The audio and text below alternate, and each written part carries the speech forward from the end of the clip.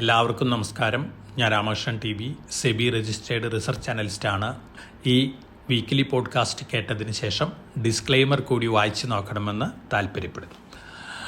Indian മാർക്കറ്റുകൾക്കും അതുപോലെ തന്നെ global മാർക്കറ്റുകൾക്കെല്ലാം തന്നെ വളരെ വോളട്ടൈൽ ആയിട്ടുള്ള ഒരാഴ്ചയായിരുന്നു ഈ ആഴ്ച. അമേരിക്കൻ മാർക്കറ്റുകളിൽ ഇൻഫ്ലേഷൻ ഡാറ്റയുടെ ഇമ്പാക്റ്റ് ഉണ്ടായി. അതുപോലെ തന്നെ ജാപ്പനീസ് മാർക്കറ്റിലും ഇൻഫ്ലേഷൻ റിലേറ്റഡ് ഡാറ്റയുടെ ഇമ്പാക്റ്റ് ഉണ്ടായി. ഇന്ത്യൻ മാർക്കറ്റിൽ നോക്കുകയാണെങ്കിൽ ഇൻഫ്ലേഷൻ റിലേറ്റഡ് ഡാറ്റയുടെ ഇമ്പാക്റ്റിനൊപ്പം തന്നെ നമ്മുടെ mutual fund related news flows, അതുപോലെ തന്നെ electoral bond related news flows ഒക്കെ ഇമ്പാക്റ്റ് ഉണ്ടാക്കിയിട്ടുള്ള ഒരാഴ്ചയായിരുന്നു ഈ ആഴ്ച. നമ്മൾ ഗ്ലോബൽ മാർക്കറ്റ് സിറ്റുവേഷനും അതുപോലെ തന്നെ ഡൊമസ്റ്റിക് മാർക്കറ്റ് സിറ്റുവേഷനും വീക്ക് ടു വീക്ക് കമ്പയർ ചെയ്യുകയാണെങ്കിൽ വീക്ക് ടു വീക്കായിട്ടാണ് ഗ്ലോബൽ മാർക്കറ്റുകളെല്ലാം തന്നെ ക്ലോസ് ചെയ്തിട്ടുള്ളത്. അതുപോലെ തന്നെ കമോഡിറ്റി നോക്കുകയാണെങ്കിൽ ഗോൾഡും വീക്ക് ടു വീക്ക് നോക്കുകയാണെങ്കിൽ വീക്കായിട്ടാണ് ക്ലോസ് ചെയ്തിരുന്നത് വെള്ളിയാഴ്ച. ഒപ്പം ക്രൂഡ് ഓയിൽ മാത്രമാണ് വീക്ക് ടു വീക്ക് നോക്കുമ്പോൾ ബെറ്റർ ആയിട്ട് ക്ലോസ് ചെയ്തിട്ടുള്ളൊരു കമോഡിറ്റി.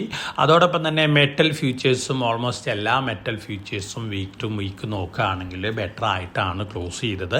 കോപ്പർ നോക്കുകയാണെങ്കിൽ 12 മാസത്തെ, അതായത് 1 ഇയർ ഹൈയിലൊക്കെയാണ് വെള്ളിയാഴ്ച ക്ലോസ് ചെയ്തിട്ടുള്ളത്. അപ്പോൾ ഒരു മിക്സഡ് റിയാക്ഷനാണ് സ്റ്റോക്ക് മാർക്കറ്റിൽ നിന്നും കമോഡിറ്റി മാർക്കറ്റിൽ നിന്നും എല്ലാം നമ്മൾ ഈ ആഴ്ച കണ്ടത്. അമേരിക്കയിൽ കൺസ്യൂമർ പ്രൈസ് ഇൻഫ്ലേഷൻ ഡാറ്റ വന്നിരുന്നു. അതുപോലെ തന്നെ പ്രൊഡ്യൂസർ പ്രൈസ് ഇൻഡെക്സ് ഡാറ്റ, അതായത് ഹോൾസെയിൽ പ്രൈസ് ഇൻഡിക്കേറ്റ് ചെയ്യുന്ന ഡാറ്റയാണ്. ഈ രണ്ട് ഡാറ്റകളും എബവ് എക്സ്പെക്റ്റേഷൻ ആയിരുന്നു. അതുകൊണ്ട് തന്നെ US ഫെഡറൽ റിസർവ് ഒരു പക്ഷേ ഇൻട്രസ്റ്റ് റേറ്റ് കട്ട് ചെയ്യുന്ന തീരുമാനം മാറ്റിയേക്കും അല്ലെ നീട്ടിയേക്കും എന്നുള്ളൊരു ധാരണയൊക്കെ അമേരിക്കൻ മാർക്കറ്റിലുണ്ടായിരുന്നു. പക്ഷേ ഇന്നലെ വൈകുന്നേരം വരുന്ന റിപ്പോർട്ട് പ്രകാരം US ഫെഡ് ഈ മാസം 19, 20 തീയതികളിൽ നടക്കുന്ന മീറ്റിങ്ങിൽ ഈ വർഷം എത്ര ഇൻട്രസ്റ്റ് റേറ്റ് കട്ടിങ് ഉണ്ടാവും എന്നുള്ള ഡിസിഷൻ അനൗൺസ് ചെയ്യുന്നതാണ് പറയുന്നത്. അതിൻ്റെ ഒരു പ്രൊജക്ഷൻ നൽകുന്നതാണ് പറയുന്നത്. തീർച്ചയായിട്ടും അടുത്ത ആഴ്ചയിൽ 19, 20 തീയതികളിലെ മീറ്റിങ്ങിന് ശേഷം 20-ാം തീയതി ഈ ഡിസിഷൻ അനൗൺസ് ചെയ്യുമ്പോൾ അതിൻ്റേതായ ഇമ്പാക്റ്റ് ഒക്കെ മാർക്കറ്റിലുണ്ടാവും. ആ ഒരു ഇമ്പാക്റ്റ് ഗ്ലോബൽ മാർക്കറ്റുകളിലും ഉണ്ടാവും എന്നുള്ള കാര്യം തീർച്ചയാണ്. അതോടൊപ്പം തന്നെ അമേരിക്കയിൽ നിന്ന് വരുന്ന ഇലക്ഷൻ റിലേറ്റഡ് ന്യൂസൊക്കെ നോക്കുകയാണെങ്കിൽ ഇപ്പോഴത്തെ അവസ്ഥയിൽ റിപ്പബ്ലിക്കൻ പാർട്ടിയുടെ കാൻഡിഡേറ്റ് ആയിട്ട് ഡൊണാൾഡ് ട്രംപും അതുപോലെ തന്നെ ഡെമോക്രാറ്റിക് കാൻഡിഡേറ്റ് ആയിട്ട് ജോ ബൈഡനും മത്സരിക്കുന്നതാണ് പറയുന്നത്. അതോടൊപ്പം തന്നെ പല സർവീസുകളും സൂചിപ്പിക്കുന്നത് ഡൊണാൾഡ് ട്രംപ് വലിയ രീതിയിൽ വലിയ മുന്നേറ്റം കാഴ്ചവെച്ച് വീണ്ടും പ്രസിഡന്റ് ആവുമെന്നാണ് പറയുന്നത്. ജനങ്ങളുടെ ഇടയിൽ നടത്തിയിട്ടുള്ള സർവേയിലെല്ലാം തന്നെ ജനങ്ങൾ വളരെ ഫേവറബിൾ ആയിട്ടാണ് ഡൊണാൾഡ് ട്രംപിന് വോട്ട് ചെയ്യുമെന്ന് പറയുന്നത്. കാരണം ഇപ്പം അവർ ജീവിതത്തിൽ ഫേസ് ചെയ്തുകൊണ്ടിരിക്കുന്ന മേജർ ക്രൈസിസ് എന്ന് പറയുന്നത് കടക്കെണിയാണ്. അമേരിക്കൻ ഹൗസ് ഹോൾഡുകൾ വലിയ രീതിയിലുള്ള പ്രഷറാണ് ക്രെഡിറ്റ് കാർഡ് ഡെറ്റിൽ നിന്നും ഒക്കെ നേരിടുന്നതെന്നുള്ള റിപ്പോർട്ടുകളാണ് വരുന്നത്. അതുപോലെ തന്നെ ക്രെഡിറ്റ് കാർഡ് ഡെറ്റ് ഡെലിങ്കസീസും കൂടിക്കൊണ്ടിരിക്കുകയാണ്. എല്ലാവരും ഇപ്പോൾ പറയുന്നത് ട്രംപ് അധികാരത്തിൽ വന്നപ്പോൾ ടാക്സ് കട്ട് ചെയ്യുന്നിരുന്നു, ബൈഡൻ വന്നതിന് ശേഷം ഒന്നും അമേരിക്കൻ ജനതയ്ക്ക് കിട്ടിയിട്ടില്ല എന്ന തരത്തിലുള്ള റിപ്പോർട്ടുകളാണ്. ഓവർവെൽമിംഗ് മെജോറിറ്റിയിൽ ഡൊണാൾഡ് ട്രംപ് തിരിച്ചു വരുന്നതാണ് അമേരിക്കയിലെ പല സർവേകളും സൂചിപ്പിക്കുന്നത്. തീർച്ചയായിട്ടും ഇത് അമേരിക്കൻ സ്റ്റോക്ക് മാർക്കറ്റിലും വലിയ ഇമ്പാക്റ്റ് ഒക്കെ ഉണ്ടാക്കിയിരിക്കും. കാരണം നമുക്ക് നവംബർ മാസം വരെ കാത്തിരിക്കണം. അത് ഗ്ലോബൽ മാർക്കറ്റിലൊക്കെ ഇമ്പാക്റ്റ് ഉണ്ടാക്കാം. അമേരിക്കൻ മാർക്കറ്റിൽ ഡൊണാൾഡ് ട്രംപിൻ്റെ കാലത്ത് 37% സ്റ്റോക്ക് മാർക്കറ്റ് അപ്രീഷിയേറ്റ് ചെയ്തത്. അതുകൊണ്ട് തന്നെ നമ്മളെ സംബന്ധിച്ചോ അല്ലെങ്കിൽ ഗ്ലോബൽ ഇക്വിറ്റി മാർക്കറ്റുകളെ സംബന്ധിച്ചൊന്നും വലിയൊരു നെഗറ്റീവ് ഇമ്പാക്റ്റ് ഉണ്ടാക്കുന്ന ഇവൻറ്റുകളൊന്നും ആയിരിക്കില്ല ഈ ഇവൻറ്റുകൾ. പക്ഷേ പല ജിയോ പൊളിറ്റിക്കൽ ടെൻഷനും കൂടുതൽ ഉണ്ടാക്കാനുള്ളൊരു ഇവൻ്റാക്കിയൊക്കെ മാറിയേക്കാം. പക്ഷെ അത് നമ്മൾ നവംബർ വരെ കാത്തിരുന്നതിന് ശേഷമാണ് നമുക്കതൊക്കെ അറിയാനായിട്ട് സാധിക്കുള്ളൂ. അതോടൊപ്പം തന്നെ ബാങ്ക് ഓഫ് ജപ്പാൻ്റെ ഡിസിഷൻ വളരെ ഇമ്പോർട്ടൻ്റ് ആണ്.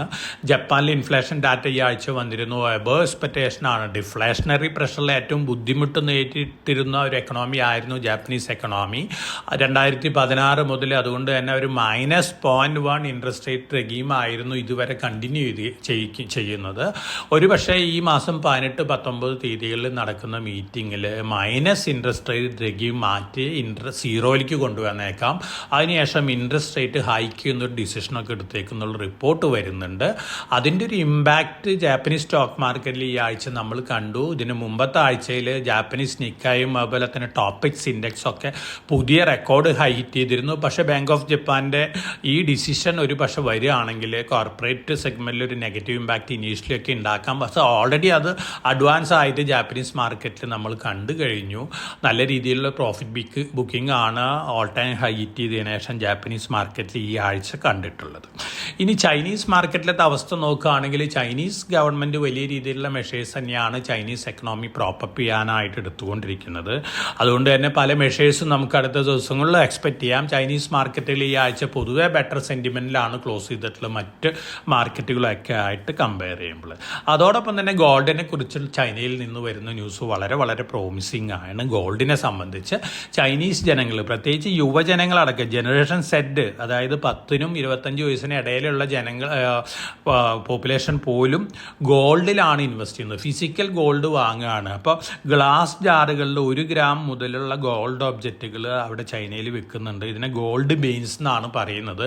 ഈ ഗോൾഡ് ബീൻസ് ആണ് യങ് ജനറേഷൻ അടക്കുമ്പോൾ വാങ്ങിക്കൂട്ടിക്കൊണ്ടിരിക്കുന്നത്. അതുപോലെ തന്നെ ചൈനീസ് ജനത പറയുന്നത് 15 വർഷത്തെ ഡിഫ്ലേഷണറി ഇഷ്യൂ അവരെ വളരെ നെഗറ്റീവായിട്ട് ഇമ്പാക്റ്റ് ചെയ്തിട്ടുണ്ട്. അതുപോലെ തന്നെ stock market crash, property market crash ഒക്കെ വലിയ രീതിയിൽ അവർക്ക് ലോസസ് ഉണ്ടാക്കിയിട്ടുണ്ട്.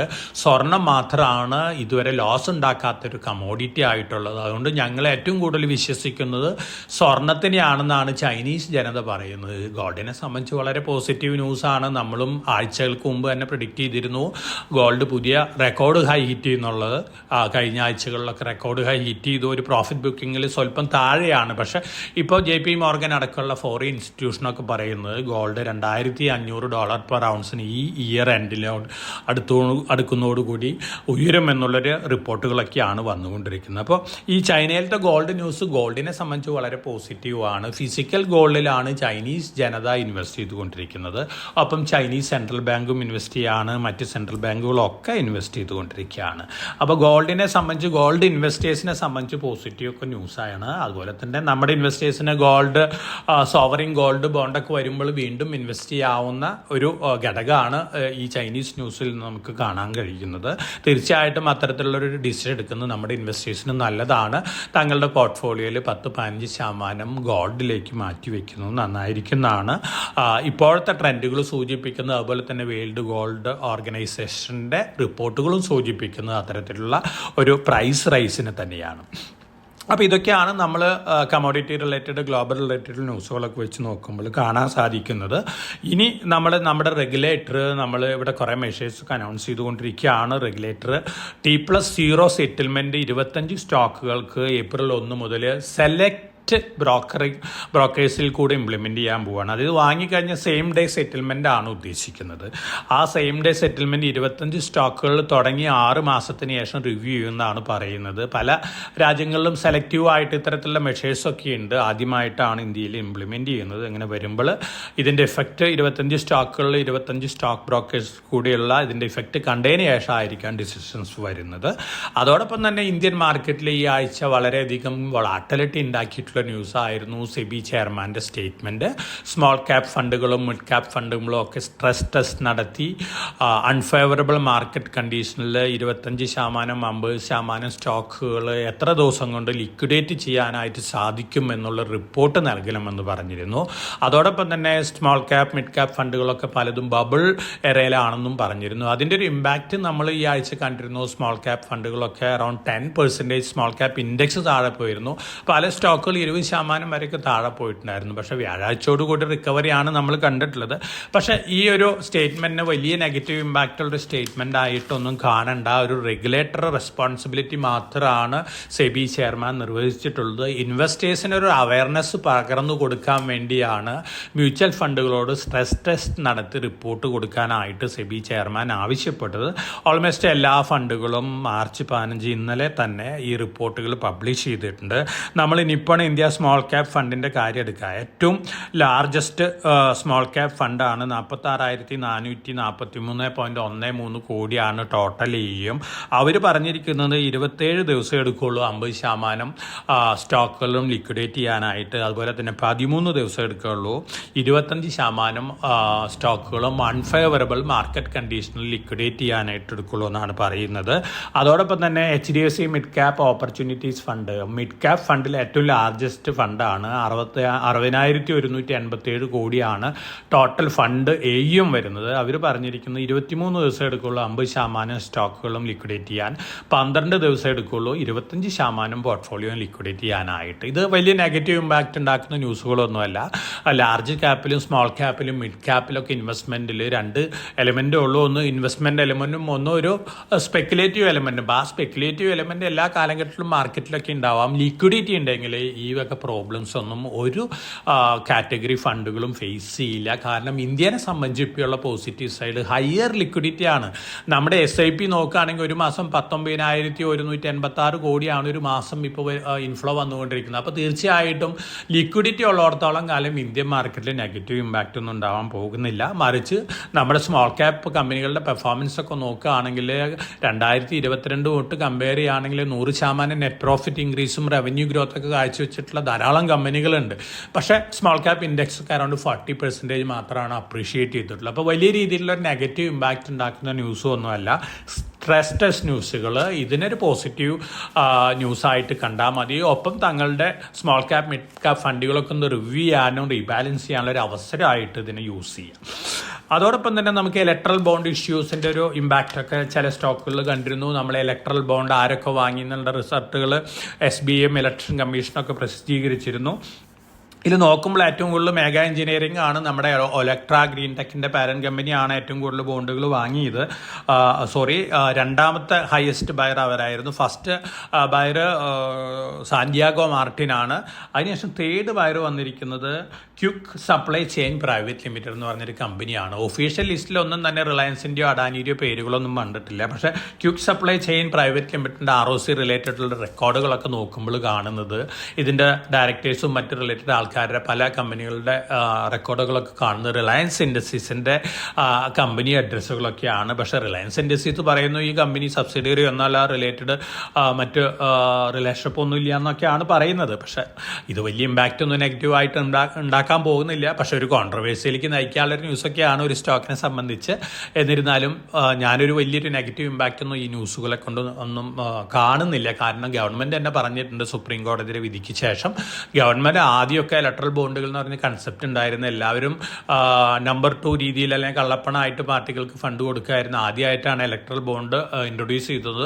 അതിൽ ഷോർട്ട് ഫാളൊക്കെ ഉണ്ടാവാം. ആ ഷോർട്ട് ഫാളുകൾ കണ്ടുകൊണ്ട് അത് പരിഹരിച്ചുകൊണ്ട് അത് വീണ്ടും ഒരു റെഗുലേറ്റഡ് മെത്തേഡിൽ കൂടെ കൊണ്ടുവരുന്നൊക്കെയാണ് അവർ പറയുന്നത്. അപ്പോൾ ഇലക്ട്രൽ ബോണ്ട് ഇഷ്യൂ സംബന്ധിച്ച് വലിയ നെഗറ്റീവ് ഇമ്പാക്റ്റ് ഒന്നും നമുക്ക് എക്സ്പെക്റ്റ് ചെയ്യേണ്ട.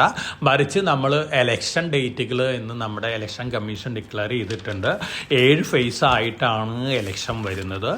ഏപ്രിൽ 19 ആദ്യത്തെ ഫേസ് തുടങ്ങി ജൂൺ 1 അവസാനത്തെ ഫേസ് എൻഡ് ചെയ്യും. June 4 election counting result. അപ്പോൾ ജൂൺ 4 നമ്മൾ റിസൾട്ട് അനൗൺസ്മെൻറ്റ് വരാൻ പോകുന്നത്. അതുവരെ ധാരാളം സമയമുണ്ട് നമ്മളെ സംബന്ധിച്ച് മാർക്കറ്റിൽ. നമ്മുടെ Q4 റിസൾട്ട് കഴിയും. അതുപോലെ തന്നെ പല കമ്പനി അനൗൺസ്മെൻറ്റുകൾ വരും. മറ്റു പല ഇവൻറ്റുകളും നമുക്ക് ഈ 2 മാസത്തിലും ഉണ്ടാവാനുണ്ട്. ഒപ്പം ബാങ്ക് ഓഫ് ജപ്പാൻ്റെ ഡിസിഷൻ, US ഫണ്ടിൻ്റെ ഡിസിഷൻ, ഇനി ജിയോ പൊളിറ്റിക്കൽ ഇഷ്യൂസ് അഗ്രവേറ്റ് ചെയ്യുകയാണെങ്കിൽ അതിൻ്റേതായ ഇമ്പാക്റ്റ്. അപ്പോൾ വലിയ വൊളാറ്റിലിറ്റിയാണ് നമ്മൾ ഇനി മുതൽ അങ്ങോട്ട് എക്സ്പെക്റ്റ് ചെയ്യുന്നത്. ഒരു പോസിറ്റീവ് ബയാസൊക്കെ ഉണ്ടാവാൻ പ്രത്യേകിച്ച് നമ്മൾ ഈ ആഴ്ച നോക്കുകയാണെങ്കിൽ നമ്മുടെ കമ്പനികളെക്കുറിച്ച്, പ്രത്യേകിച്ച് റിന്യൂവബിൾ എനർജി രംഗത്തുള്ള കമ്പനികൾ, അതുപോലെ തന്നെ മറ്റ് റെയിൽവേ ഇൻഫ്രാസ്ട്രക്ചർ റിലേറ്റഡുള്ള കമ്പനികൾ, ഇൻഫ്രാസ്ട്രക്ചർ റിലേറ്റഡ് കമ്പനികളെ സംബന്ധിച്ച്, ഡിഫൻസ് റിലേറ്റഡ് കമ്പനിയെ സംബന്ധിച്ചൊക്കെ ഈ ആഴ്ച ധാരാളം ഓർഡർ ബാഗിങ് ന്യൂസ് ന്യൂസുകൾ ഉണ്ടായിട്ടുള്ള ഒരാഴ്ചയായിരുന്നു. HAL, ഭാരത് ഇലക്ട്രിക്കൽസ് ലിമിറ്റഡ്, അതുപോലെ തന്നെ BEML, Jupiter wagons, Titagarh railway systems, NHPC, SJVN, REC limited, BHEL, ഇത്തരത്തിലുള്ള കമ്പനികളൊക്കെ വലിയ രീതിയിലുള്ള ഓർഡേഴ്സ് ബാഗ് ചെയ്തിട്ടുള്ള ഒരാഴ്ചയായിരുന്നു ഇത്. തീർച്ചയായിട്ടും വളരെ പ്രോമിസിങ് ആയിട്ടുള്ള ഓർഡേഴ്സാണ് ഈ കമ്പനികളൊക്കെ ബാഗ് ചെയ്തിരിക്കുന്നത്. പ്രത്യേകിച്ച് റിന്യൂവബിൾ എനർജി രംഗത്ത് ലേറ്റസ്റ്റ് ആയിട്ട് വന്നിട്ടുള്ള റിലേഷൻഷിപ്പ് RECയുടെ ഒരു സബ്സിഡിയറിയും അതുപോലെ തന്നെ BHELും തമ്മിലാണ്. ഈ സബ്സിഡിയറി പ്രകാരം ഓൾ ഓവർ ഇന്ത്യയിൽ റിന്യൂവബിൾ എനർജി പ്രൊജക്റ്റുകൾ ആരംഭിക്കാൻ പോവുകയാണ്. ഇന്ത്യ ഗവൺമെൻറ്റിൻ്റെ പ്രൊജക്ഷൻ 500 ഗിഗാവാട്ടാണ് 2030ലേക്ക് റിന്യൂവബിൾ എനർജി പ്രൊഡക്ഷൻ നമ്മൾ ടാർഗറ്റ് ചെയ്യുന്നത്. നമ്മുടെ ഇപ്പോഴത്തെ ടോട്ടൽ പ്രൊഡക്ഷൻ വരെ 370 ഗിഗാവാട്ടാണ്. അപ്പോൾ അടുത്ത 5 വർഷത്തിനുള്ളിൽ ഈ ടാർഗറ്റ് അച്ചീവ് ചെയ്യാന്നുള്ള വളരെ ഒരു ഡിഫിക്കൽട്ട് ടാസ്ക്കാണ്. അതുകൊണ്ട് തന്നെ ഗവൺമെൻറ് വലിയ അഗ്രസീവ് മെത്തേഡിൽ കൂടെയാണ് ഇത്തരത്തിലുള്ള ടാർഗറ്റ് അച്ചീവ് ചെയ്യാനുള്ള കാര്യങ്ങളായിട്ട് മുന്നോട്ട് പോകുന്നത്. തീർച്ചയായിട്ടും റിന്യൂവബിൾ എനർജി രംഗത്തുള്ള കമ്പനികളെ സംബന്ധിച്ചൊക്കെ വളരെ പോസിറ്റീവാണ്. എന്തുകൊണ്ടാണ് ഗവൺമെൻറ് ഇത്ര അഗ്രസീവായി പോകുന്നത് എന്ന് വെച്ച് കഴിഞ്ഞാൽ 1 കിലോവാട്ട് പവർ സോളാർ എനർജി ഉപയോഗിച്ച് പ്രൊഡ്യൂസ് ചെയ്യുമ്പോൾ $30 എക്സ്പെൻസ് വരുന്നുള്ളൂ. അതുപോലെ തന്നെ വിൻഡ് പവർ യൂസ് ചെയ്തുകൊണ്ട് 1 കിലോവാട്ട് പ്രൊഡ്യൂസ് ചെയ്യുമ്പോൾ $39 വരുന്നുള്ളൂ. കോൾ ഉപയോഗിച്ച് പ്രൊഡ്യൂസ് ചെയ്യുമ്പോൾ $50 വരുന്നുണ്ട്. അപ്പോൾ ഏറ്റവും ലാഭകരം സോളാർ പവറും വിൻഡ് പവറാണ്. സോളാർ കഴിഞ്ഞാൽ വിൻഡ്. അപ്പോൾ അത്തരത്തിലുള്ള അഗ്രസീവ് പ്ലാനുകളാണ്. ഇപ്പോൾ NTPCയുടെ ടോട്ടൽ കോസ്റ്റ് നോക്കുകയാണെങ്കിൽ $59 പെർ കിലോ വാട്ടാണ് വരുന്നത്. NTPC മാക്സിമം മെജോറിറ്റി യൂസ് ചെയ്യുന്നത് കോളാണ്, തെർമൽ പ്രൊജക്റ്റുകളാണ്. അപ്പോൾ NTPCയും അഗ്രസീവ് ആയിട്ട് സോളാർ അല്ലെങ്കിൽ ഓൾട്ടർനേറ്റീവ് എനർജിയിലേക്ക് പുഷ് ചെയ്തുകൊണ്ടിരിക്കുകയാണ്. എത്രത്തോളം കൂടുതൽ അവർ റിന്യൂവബിൾ എനർജി പ്രൊഡ്യൂസ് ചെയ്യുന്നു അത്രത്തോളം NTPCയുടെ പ്രോഫിറ്റബിലിറ്റി കൂടുകയാണ്.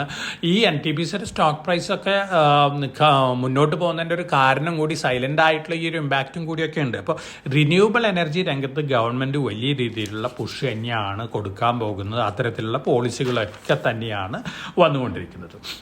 അതുകൊണ്ട് നമ്മളെ സംബന്ധിച്ച് ഇതുവരെ ഒരു ലാഗ് ഉണ്ടായിരുന്നു. മാർക്കറ്റിൽ ഇലക്ഷൻ ഡേറ്റ് ഡിക്ലെയർ ചെയ്യുന്ന ഒരു ലാഗ് ഉണ്ടായിരുന്നു. ഒരു പക്ഷേ അടുത്ത 2 മാസം കൂടി ഒരു ലാഗൊക്കെ ഉണ്ടാവാം ഓർഡർ ബാങ്കിങ്ങിലൊക്കെ. അത് കഴിഞ്ഞാൽ ഗവൺമെൻറ് ബഡ്ജറ്റ് വരെയാണ്. നമുക്ക് ജൂൺ മാസത്തിൽ പുതിയ ഗവൺമെൻറ് അധികാരം ഏറ്റെടുത്ത് കഴിഞ്ഞാൽ ബഡ്ജറ്റ് വരും. ബഡ്ജറ്റിൽ ധാരാളം പുതിയ അനൗൺസ്മെൻറ്റുകൾ വരാം. അതുപോലെ തന്നെ കമ്പനികളുടെ ക്യാപെക്സ് കൂടാം. അതുപോലെ തന്നെ ഗവൺമെൻറ് ഇപ്പോൾ ക്യാപെക്സും കൂട്ടിയേക്കാം.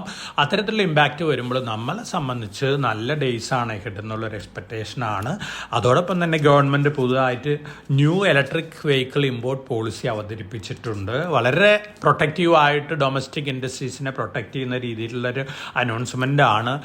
ഫോറിനിലുള്ള ഏത് കമ്പനികൾക്കും ഓവർസീസിലുള്ള ഏത് കമ്പനികൾക്കും ഇന്ത്യയിൽ അടുത്ത 5 വർഷത്തിനുള്ളിൽ $500 മില്യൺ വർത്ത് പ്ലാന്റുകൾ അല്ലെങ്കിൽ അതിൽ കൂടുതൽ വർത്തുള്ള പ്ലാന്റുകൾ ഓപ്പൺ ചെയ്യുകയാണെങ്കിൽ ഓരോ വർഷവും 8,000 വെഹിക്കിൾസ് അവർക്ക് ഓരോ വർഷം ഇമ്പോർട്ട് ചെയ്യാൻ സാധിക്കും.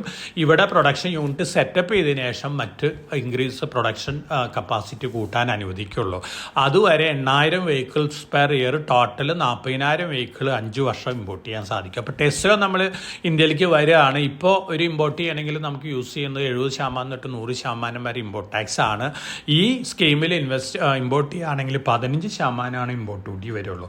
പക്ഷേ ലിമിറ്റഡ് സപ്ലൈ ഉണ്ടാവുള്ളൂ. അപ്പോൾ കമ്പനികൾക്ക്, ഓവർസീസ് കമ്പനികൾക്ക് ഇന്ത്യയിൽ പ്ലാന്റ് തുടങ്ങിയേ പറ്റൂ. ആ തുടങ്ങുമ്പോൾ തീർച്ചയായിട്ടും അതിനനുസരിച്ചുള്ള മൂവ്മെൻറ്റ് ഉണ്ടാവും. ഇപ്പോൾ ഇമ്പോർട്ട് ചെയ്യുന്ന പ്രൈസിലും വളരെയധികം റെസ്ട്രിക്ഷൻ കൊണ്ടുവന്നിട്ടുണ്ട്. കോസ്റ്റ്, ഇൻഷുറൻസ്, ഫ്രൈറ്റ് അടക്കം $35,000 വാല്യൂ വരുന്ന വെഹിക്കിൾ അല്ലെങ്കിൽ അതിന് മുകളിൽ വാല്യൂ വരുന്ന വെഹിക്കിൾ മാത്രമാണ് ഇമ്പോർട്ട് ചെയ്യാൻ സാധിക്കുള്ളൂ. അതിന് താഴെയുള്ള അലവ് ചെയ്യുന്നില്ല. അപ്പോൾ ഡൊമസ്റ്റിക് ഇൻഡസ്ട്രീനെ പ്രൊട്ടക്റ്റ് ചെയ്തിട്ടുള്ളൊരു EV പോളിസിയാണ്. അപ്പോൾ ഈ EV പോളിസി കൺസ്യൂമേഴ്സിന് നല്ലതാണ്. പുതിയ പ്രൊഡക്റ്റുകൾ വരികയാണ്, കോമ്പറ്റീഷനൊക്കെ കൂടാം. അതേസമയം നമ്മുടെ ഡൊമസ്റ്റിക് ഇൻഡസ്ട്രീനെ പ്രൊട്ടക്റ്റ് ചെയ്തിട്ടുള്ളൊരു ഡിസിഷനും കൂടിയാണ് നമ്മുടെ ഗവൺമെൻറ് എടുത്തിട്ടുള്ളത്. ഇതും പോസിറ്റീവായിട്ടുള്ളൊരു ന്യൂസാണ്. അപ്പോൾ ഇതൊക്കെയാണ് മാർക്കറ്റിൽ നമ്മൾ ഈ ആഴ്ച കണ്ട ന്യൂസുകൾ. അപ്പോൾ ലേറ്റസ്റ്റ് ആയിട്ടൊരു ന്യൂസ് വരുന്ന US അറ്റോർണി ഓഫീസ് ഉണ്ട്. ഈസ്റ്റേൺ ഡിസ്ട്രിക്ട് ഓഫ് ന്യൂയോർക്കിലത്തെ US അറ്റോർണി ഓഫീസും ജസ്റ്റിസ് ഡിപ്പാർട്ട്മെൻറ്റും കൂടിയിട്ട് ഗൗതം അഡാനിക്ക് മേലും അഡാനി ഗ്രൂപ്പ് ഓഫ് കമ്പനികൾക്ക് മേലും ഒരു ഇൻവെസ്റ്റിഗേഷൻ ആരംഭിച്ചിട്ടുണ്ട്. ഇന്ത്യയിൽ പവർ പ്രൊജക്റ്റുകൾ, പ്രത്യേകിച്ച് റിന്യൂവബിൾ എനർജി പ്രൊജക്റ്റുകൾക്ക് കിട്ടാൻ വേണ്ടി ഗൗതം അഡാനിയും അതുപോലെ തന്നെ അഡാനി ഗ്രൂപ്പ് ഓഫ് കമ്പനികളും ബ്രൈബ് ചെയ്തു എന്നുള്ള ഒരു അലഗേഷന്മേലാണ് ഈ ഇൻവെസ്റ്റിഗേഷൻ നടക്കുന്നത്. ഇത് ഇയേഴ്സ് എടുത്തേക്കാം ഇൻവെസ്റ്റിഗേഷന് വേണ്ടിയില്ലേ. സാധാരണ രീതിയിൽ ഇന്ത്യൻ കമ്പനിയിലൊന്നും ബാധിക്കുന്നതല്ല. പക്ഷേ ഒരു അമേരിക്കൻ കമ്പനിയോ അമേരിക്കൻ ഇൻവെസ്റ്ററോ ഇന്ത്യൻ കമ്പനികളിൽ ഇൻവെസ്റ്റ് ചെയ്തിട്ടുണ്ടെങ്കിൽ ഇപ്പോഴത്തെ ഇൻ്റർനാഷണൽ ലോ പ്രകാരം അമേരിക്കക്കാർക്ക് അത് ഇൻവെസ്റ്റിഗേഷനൊക്കെ നടത്താനായിട്ട് സാധിക്കും. അപ്പോൾ അമേരിക്കൻ കമ്പനി ആയിട്ടുള്ള ഇൻ്റർനാഷണൽ ഡെവലപ്മെൻറ്റ് ഫിനാൻസ് കോർപ്പറേഷനാണ് അഡാനി പോർട്ടിൽ ഇൻവെസ്റ്റ് ചെയ്തിട്ടുള്ള $553 മില്യൺ ഇൻവെസ്റ്റ് ചെയ്തിരുന്നു അഡാനി പോർട്ടിൻ്റെ ശ്രീലങ്കൻ പോർട്ട് അക്വയർ ചെയ്യാനായിട്ട്. അതോടൊപ്പം തന്നെ പല അമേരിക്കൻ ഇൻവെസ്റ്റേഴ്സും അഡാനി ഗ്രൂപ്പിലൊക്കെ ഷെയർ ഹോൾഡേഴ്സൊക്കെയാണ്. അതുകൊണ്ടാണ് ഇത്തരത്തിലുള്ളൊരു ഇൻവെസ്റ്റിഗേഷൻ വരുന്നത്. അപ്പോൾ അഡാനി ഗ്രൂപ്പിന്മേലും അതുപോലെ തന്നെ ഗൗതം അഡാനിയിലും മേലൊക്കെ വീണ്ടും ഒരു ഇൻവെസ്റ്റിഗേഷന് വേണ്ടി ശ്രമിക്കുകയാണ്. പക്ഷേ ഇതിന് വലിയ നെഗറ്റീവ് ഇമ്പാക്റ്റ് ഒന്നും കാണാൻ പോകുന്നില്ല. കാരണം ഇത്തരത്തിലുള്ള ന്യൂസുകൾക്ക് ഇത്തരത്തിലുള്ള റെലവൻസ് അല്ലെങ്കിൽ അതിന് റിലയബിൾ ആയിട്ടുള്ള ഇൻഫർമേഷൻ കിട്ടി ഒരു ആക്ഷൻ എടുക്കാനുള്ള ചാൻസസ് ഒക്കെ വളരെ കുറവാണ്. പക്ഷെ ആദ്യമായിട്ടാണ് ഈ ഇൻഡിവിജ്വൽ ലീഡർക്കെതിരെ ഇത്തരത്തിലുള്ളൊരു അലഗേഷൻ കൊണ്ടുവന്ന് ഇൻവെസ്റ്റിഗേഷൻ നടക്കുന്നത്. പക്ഷെ എത്രത്തോളം ഇന്ത്യ ഗവൺമെൻറ് സ്ട്രോങ് ആയിരിക്കുന്നോ അതിൻ്റെ ഇമ്പാക്റ്റ് ഒന്നും ഇവിടെ ഉണ്ടാവാൻ പോകുന്നില്ല. പക്ഷെ നിങ്ങളുടെ അറിവിലേക്കായിട്ട് തന്നിട്ടുള്ളൊരു ന്യൂസാണെന്ന് മാത്രം. ഇനി നമ്മളെ സംബന്ധിച്ചൊരു സ്റ്റോക്കിനെ കുറിച്ച് നോക്കാം. ലിൻഡെ ഇന്ത്യ ഇതൊരു ഗ്ലോബൽ ജയൻ്റ് ആണ്. ഇൻഡസ്ട്രിയൽ ഗ്യാസ് രംഗത്ത്, അതുപോലെ തന്നെ എഞ്ചിനീയറിംഗ് രംഗത്ത്, ഗ്രീൻ ഹൈഡ്രജൻ രംഗത്ത് ഒക്കെ വളരെയധികം പ്രോമിസിങ് ആയിട്ടുള്ളൊരു കമ്പനിയാണ്. അവരുടെ ഗ്ലോബൽ മൾട്ടിനാഷണൽ കമ്പനിയാണ്. ആ കമ്പനിയുടെ ലിൻഡെ പബ്ലിക് ലിമിറ്റഡ് കമ്പനിയുടെ സബ്സിഡറിയാണ് ലിൻഡെ ഇന്ത്യ. അവർ വളരെ അഗ്രസീവായിട്ടാണ് അടുത്ത 3 to 5 ഇയറിൽ ഇന്ത്യയിൽ ഇൻവെസ്റ്റ് ചെയ്യാൻ പോകുന്നത്. $1 ബില്യൺ അധികമാണ് ഇൻവെസ്റ്റ് ചെയ്യാൻ പോകുന്നത്. AI ക്യാമ്പസ് തുടങ്ങുന്നു. അതുപോലെ തന്നെ സെമി കണ്ടക്ടർ മാനുഫാക്ചറിങ്ങിലേക്ക് ഒതുങ്ങുന്ന പ്രൊജക്റ്റുകൾ കൊണ്ടുവരുന്നു. ഇത്തരത്തിലുള്ള കാര്യങ്ങൾ, അതുപോലെ തന്നെ ഇലക്ട്രോലൈസർ ചീപ്പ് അല്ലെങ്കിൽ ലോ കോസ്റ്റ് ഇലക്ട്രോലൈസർ പ്രൊഡ്യൂസ് ചെയ്യാനുള്ള നീക്കങ്ങളായിട്ട് മുന്നോട്ട് വരുന്നു. കാർബൺ ക്യാപ്ചറിൻ്റെ രംഗത്ത് ഓൾറെഡി ഓയിൽ ഇന്ത്യ ആയിട്ട് ഒരു ടൈപ്പ് ഉണ്ട്. അപ്പോൾ സെമി കണ്ടക്ടർ രംഗത്ത് ഇന്ത്യ ഒരു കുതിച്ചു ചാട്ടാണ് നടത്തിക്കൊണ്ടിരിക്കുന്നത്. സെമി കണ്ടക്ടർ മാനുഫാക്ചറിങ്ങിൽ ധാരാളം ഇൻഡസ്ട്രിയൽ ഗ്യാസസ് ആവശ്യമാണ്. ഇത് സപ്ലൈ ചെയ്യാനുള്ള ഒരു പ്രമുഖ കമ്പനിയാണ് ലിൻഡെ ഇന്ത്യ. ഗ്ലോബലി ധാരാളം ഗ്യാസുകൾ സപ്ലൈ ചെയ്യുന്ന ഒരു കമ്പനിയും കൂടിയാണ്. അതുകൊണ്ട് തന്നെ ലിൻഡെ ഇന്ത്യയുടെ ഈ മൂവ് വളരെ വളരെ പോസിറ്റീവാണ്. ഈ കമ്പനിയുടെ നമ്മുടെ ഒരു പെർഫോമൻസ് നോക്കുകയാണെങ്കിൽ വളരെ പ്രോമിസിങ് ആണ്. ഇപ്പോഴത്തെ സ്റ്റോക്ക് പ്രൈസ് 6440 രൂപയാണ് കോട്ട് ചെയ്യുന്നത്. 10 രൂപയാണ് അതിൻ്റെ ഫേസ് വാല്യൂ. 85.28 കോടിയാണ് total equity capital. Parent hold ചെയ്യുന്നത് 75%. അപ്പോൾ തീർച്ചയായിട്ടും ഈ ന്യൂസ് ലിൻഡെ ഇന്ത്യനെ സംബന്ധിച്ച് വളരെ പ്രോമിസിങ് ആണ്. പ്രത്യേകിച്ച് സെമി കണ്ടക്ടർ രംഗത്ത് ധാരാളം ഗ്യാസസ് ആവശ്യമാണ്. സപ്ലൈ ചെയ്യാനായിട്ട് ഏബിൾ ആയിട്ടുള്ളൊരു കമ്പനിയും കൂടിയാണ് ലിൻഡെ ഇന്ത്യ. ഒപ്പം AI ക്യാമ്പസ്, ധാരാളം ഇലക്ട്രോലൈസർ നമുക്ക് ആവശ്യമാണ്. വാട്ടറിന് ഹൈഡ്രജനും അതുപോലെ തന്നെ ഓക്സിജനായിട്ട് കൺവെർട്ട് ചെയ്യാണ്. അപ്പോൾ ഗ്രീൻ എനർജി യൂസ് ചെയ്തുകൊണ്ട് ഗ്രീൻ ഹൈഡ്രജൻ ഉണ്ടാക്കാനുള്ള ഒരു പ്രോസസ്സിൽ ഇലക്ട്രോലൈസസിൻ്റെ യൂസ് വളരെ ആവശ്യമാണ്. ആ രംഗത്തേക്ക് ലിൻഡെ ഇന്ത്യ കടക്കുകയാണ്. അപ്പോൾ ഇന്ത്യനെ സംബന്ധിച്ച് വളരെ പോസിറ്റീവ് ആയിട്ടുള്ള ന്യൂസാണ്. വീണ്ടും നമ്മളൊരു ഓർഡർ ബാഗിൻ ന്യൂസ് നോക്കുകയാണെങ്കിൽ ഹിന്ദുസ്ഥാൻ എയറോനോട്ടിക് ലിമിറ്റഡിന് വീണ്ടും ഓർഡർ കിട്ടിയിരിക്കുകയാണ്. 25 ഡ്രോണിയർ എയർക്രാഫ്റ്റ് മിഡ് ലൈഫ് അപ്ഗ്രഡേഷനാണ്. തീർച്ചയായിട്ടും ഈ ന്യൂസും വളരെ പോസിറ്റീവാണ്. കണ്ടിന്യൂസ് ആയിട്ട് ഓർഡർ ബാഗ് ചെയ്തുകൊണ്ടിരിക്കുന്ന ഒരു കമ്പനിയാണ്. ഡിഫൻസ് റിലേറ്റഡ് കമ്പനിയാണ്. PSU കമ്പനിയാണ്. HAL കറണ്ട് ലെവലിൽ നിന്ന് വലിയ രീതിയിൽ വീണ്ടും മുന്നേറ്റം എക്സ്പെക്റ്റ് ചെയ്യുന്ന ഒരു കമ്പനിയും കൂടിയാണ്. അപ്പോൾ തീർച്ചയായിട്ടും ഇത്തരത്തിലുള്ള ന്യൂസ് ഫ്ലോസ് നമ്മുടെ മാർക്കറ്റിൽ വലിയ പോസിറ്റീവ് ഇമ്പാക്റ്റ് ഈ തരത്തിലുള്ള സ്റ്റോക്കുകളൊക്കെ ഉണ്ടാക്കും. ഒപ്പം നമ്മൾ ഇലക്ഷൻ ഡേറ്റുകൾ ഡിക്ലെയർ ചെയ്ത് കഴിഞ്ഞു. ഇനി കാര്യമായിട്ടുള്ള ഇൻഫ്ലുവൻഷ്യൽ പല ന്യൂസുകളൊക്കെ വന്നേക്കാം. പൊളിറ്റിക്കൽ പെർഫോമൻസും പൊളിറ്റിക്കൽ പ്രൊപ്പഗൻഡയൊക്കെ നടക്കുമ്പോൾ പല അലഗേഷനും വന്നേക്കാം. പക്ഷേ പല കോർപ്പറേറ്റുകൾക്കെതിരെ അലഗേഷനൊക്കെ വന്നേക്കാം. അതിനനുസരിച്ച് ഫ്ലക്ച്വേഷനൊക്കെ ഉണ്ടായിരിക്കാം. ഇതിനൊക്കെ തയ്യാറെടുത്തിരിക്കുക. ഒപ്പം മാർക്കറ്റ് നല്ല രീതിയിൽ മുന്നേറുകയാണെങ്കിൽ നല്ല പ്രോഫിറ്റബിലിറ്റി ഉള്ള സ്റ്റോക്കുകളിൽ കുറേയൊക്കെ പ്രോഫിറ്റ് ബുക്ക് ചെയ്യാനുള്ള ഡിസിഷൻ എടുക്കുക. കാരണം ഇപ്പോഴത്തെ പൊളിറ്റിക്കൽ ട്രെൻഡ് വെച്ചുകൊണ്ട് എന്തായിരിക്കും എലക്ഷൻ ഔട്ട്കം എന്നുള്ളതൊക്കെ ഓൾമോസ്റ്റ് നമുക്ക് സെർട്ടൺ ആണ്. അതുകൊണ്ട് തന്നെ അത്തരത്തിലുള്ളൊരു പോസിറ്റീവ് ഇവൻ്റൊക്കെ മാർക്കറ്റിൽ ഓൾമോസ്റ്റ് ഡിസ്കൗണ്ടഡ് ആണ്. ഇനി നമ്മൾക്കുള്ള എക്സ്പെക്റ്റേഷന് വിപരീതമായിട്ടുള്ളൊരു റിസൾട്ട് എലക്ഷൻ ട്രെൻഡാണ് വരുന്നത്, അതിൻ്റെ റിസൾട്ടൊക്കെയാണ് വരുന്നതെങ്കിൽ അതിൻ്റെ നെഗറ്റീവ് റിയാക്ഷനൊക്കെ അപ്പം കാണിച്ചേക്കാം. ഇപ്പോഴത്തെ ഒരു എക്സ്പെക്റ്റേഷൻ വെച്ചുകൊണ്ട് റിമോട്ട് ചാൻസസ് കാണുന്നുള്ളൂ. ഈ ആഴ്ച ഓർഡർ ബാഗ് ചെയ്തിട്ടുള്ള കമ്പനികൾ, അതുപോലെ തന്നെ നമ്മൾ ഈ കൊല്ലം റെക്കമെൻഡ് ചെയ്തിട്ടുള്ള സ്റ്റോക്കുകൾ, അതുപോലെ തന്നെ Q3 റിസൾട്ടുകൾ, നല്ല റിസൾട്ടുകൾ കാഴ്ചവെച്ചിട്ടുള്ള കമ്പനികൾ, ഒപ്പം അടുത്ത 2 മാസത്തിനുള്ളിൽ നമ്മുടെ Q4 റിസൾട്ടുകൾ പുറത്തു വരും. അതുപോലെ തന്നെ പല അനൗൺസ്മെൻറ്റുകളും ഇലക്ഷൻ റിസൾട്ട് വന്നതിന് ശേഷം വരും. ഇതുവരെ വന്നിട്ടുള്ള അനൗൺസ്മെൻറ്റുകളൊക്കെ മാർക്കറ്റിനെ സംബന്ധിച്ച് പോസിറ്റീവാണ്. അത്തരത്തിലുള്ള ഒരു സിറ്റുവേഷനാണ് നമ്മൾ അഭിമുഖീകരിക്കാൻ പോകുന്നത്. വളരെ കോഷ്യസ് ആയിട്ട് മാർക്കറ്റിൽ മൂവ് ചെയ്യുക, വൊളാറ്റിലിറ്റി എക്സ്പെക്റ്റ് ചെയ്തുകൊണ്ട് തന്നെ മുന്നോട്ട് പോയാൽ മതി. കാരണം വലിയ രീതിയിലുള്ള പല വൊളാറ്റിലിറ്റി ഒക്കെ നമുക്ക് മാർക്കറ്റിൽ എക്സ്പെക്റ്റ് ചെയ്യാം. പക്ഷേ നമ്മുടെ Indian market on a strong വിക്കറ്റാണ്. നമ്മുടെ SIP ഇൻഫ്ലോ വളരെ ഹൈ ആണ്. കമ്പാരിറ്റീവ്ലി നമ്മൾ പ്രൈസ്ഡ് ആണ് എങ്കിലും ഓവർ പ്രൈസ്ഡ് എന്ന് പറയാൻ പറ്റില്ല. പ്രൈസ്ഡ് ആണെങ്കിലും നമ്മളെ സംബന്ധിച്ച് നല്ല ദിവസങ്ങളാണ് മുന്നിലുള്ളത്. അതുകൊണ്ട് തന്നെ നമുക്ക് നല്ല മാർക്കറ്റ് എക്സ്പെക്റ്റ് ചെയ്യാം. അപ്പോൾ എല്ലാവർക്കും നല്ലൊരു വീക്ക്, അടുത്ത ആഴ്ച നല്ലൊരു ഇൻവെസ്റ്റിംഗ് വീക്ക് ആവട്ടെ എന്ന് ആശംസിച്ചുകൊണ്ട് ഞാൻ ഇന്നത്തെ വീക്കിലി പോഡ്കാസ്റ്റ് ഇവിടെ അവസാനിപ്പിക്കുകയാണ്. Thank you.